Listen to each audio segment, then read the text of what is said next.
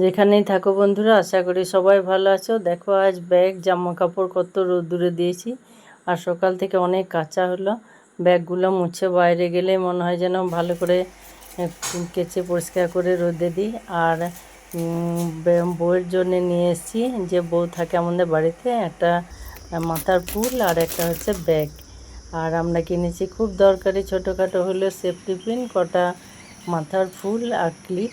আর সবচেয়ে যেটা ভালো লেগেছে, দেখো ঘুরতে গিয়ে দেখিয়েছিলাম একদিন অ্যাকোরিয়ামের দোকানে গেছিলাম, আর এই পাথরগুলো, রঙিন পাথরগুলো আমার খুব ভালো লাগে, অনেক দিনের শখ ছিল। বাইরে ঘুরতে যাওয়া তো খুব মজা, আর এসে ঠিক ততটাই সাজা।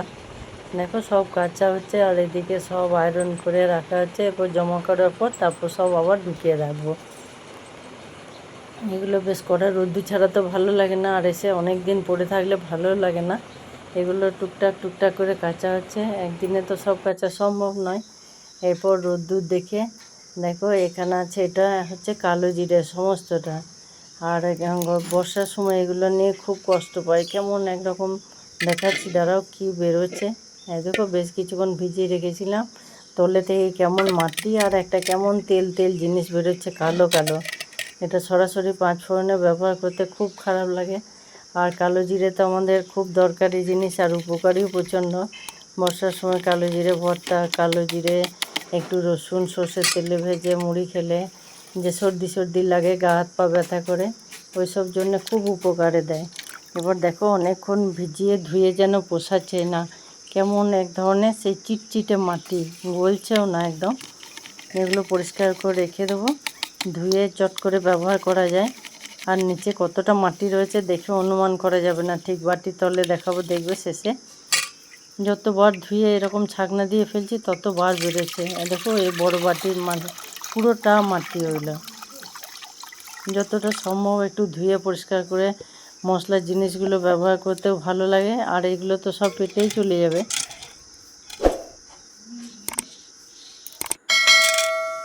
কালো জিরেটাতে যেন কেমন বেশি সবচেয়ে নোংরা থাকে।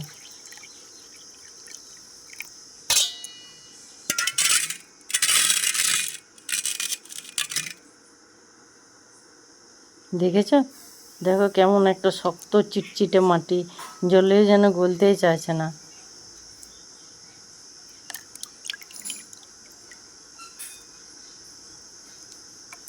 না একদম ঘোলা হয়ে গেল জলটা, বেশ অনেকক্ষণ সময় চলে গেল। এটাতে একটুক্ষণ ভিজিয়ে রেখেছিলাম, তাও কি তেল দিয়ে ভিজিয়ে রাখে না পরিষ্কার করার জন্য লাগে জানি না।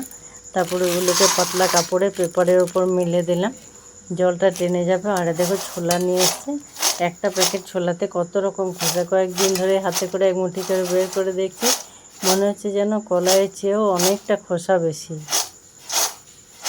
খাওয়ার জিনিস একটু পরিষ্কার পরিচ্ছন্ন নইলে দিতেও ভালো লাগে না, আর খেতেও ভালো লাগে না। দেখো মোট ওই একটা প্যাকেট ছোলা থেকে কতটা খোসা বেরোলো।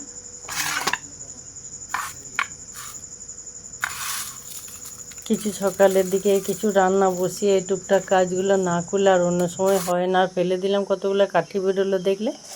আর এটা আছে একদম কাঁচা টাটকা বাদাম, এগুলো রোদ্দুরে দিয়েছি, যেমন মেলাতে বিক্রি করে বাজারে সেরকম এগুলো ভাজা করব বাড়িতে। আর দেখো পদ্ম বাগান তো আমি দেখিয়েছি, কত সুন্দর পদ্ম টাঁটি বীজ, এইগুলো থেকেই কিন্তু আবার চারা তৈরি করা যাবে। যত যা ছিল আজকে অনেক কিছু রোদ্দুরে দিয়েছে। দেখো কুমড়ো কেটেছিলাম, কুমড়োর বিচিগুলো, ফুচকা পাঁপড়, এমনি পাঁপড়, আর এগুলো ছাদ থেকে নিয়ে এসে একদম বাটিতে রেখেছি, কেন আসলে বাটিতে খুব তাড়াতাড়ি গরম হয়ে যায়। এরপর পরিচ্ছন্ন জিনিস ব্যবহার করতে বেশ আলাদা ভালো লাগে। এবার এটা একদম শিশিতে ভরে রেখে দেবো, বাস বর্ষাকালটা আরামসে ব্যবহার করা যাবে। আর এখন প্রচণ্ড ভ্যাপসা গরম, তাই চলছে হালকা পাতলা রান্না। দেখো এখানে মসুর ডাল আর লেবু কেটে রেখেছি, আর হচ্ছে একটু আচার করা আছে, কুলের আচার আর আমের আচার। এটা মাঝে মাঝে যার যেটা ভালো লাগে ভাতের সঙ্গে এটা নিই। আর সবজি খেতে তো ভালো লাগে না এখন বেশি বর্ষার সময়। এটা করেছি বড়ি ফোড়ন দিয়ে পোস্ত। আর বাড়ির বাগানের দেখিয়েছি তো মোচা। আজ এই পর্যন্ত, আসি, আবার দেখা হবে।